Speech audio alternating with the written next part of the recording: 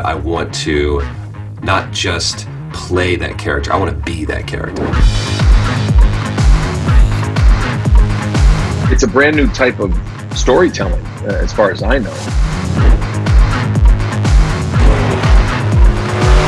The accessibility of the game and kind of like our ethos, it just makes so much sense. We got the absolute best people involved.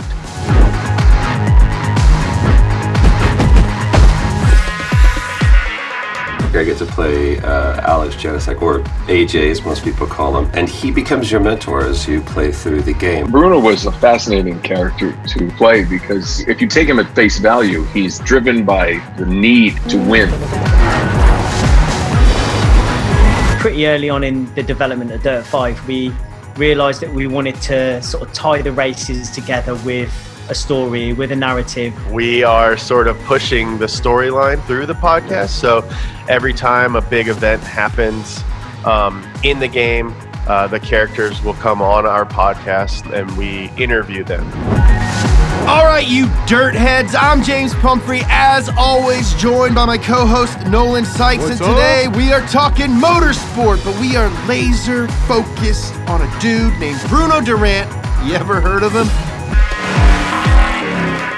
The player is an up-and-coming racer, and the Dirt series is already this big established motorsport off-road experience that's wildly popular. AJ is indisputably the star of it. And needless to say, we want you to be motivated to beat Bruno Durant. They put together such a detailed and interesting background and history for Bruno. I didn't expect when I got kind of the download package from Codemasters that there was going to be this biography. Kudos to the team for coming up with this kind of backstory. You're in the booth with someone, like sitting like only 10 feet or so from Troy or Nolan, but like in the headphones when we're talking, Right, it's like yeah. we're talking with like a different character, with a different person. You know, those guys were just so good at creating that world and painting that picture.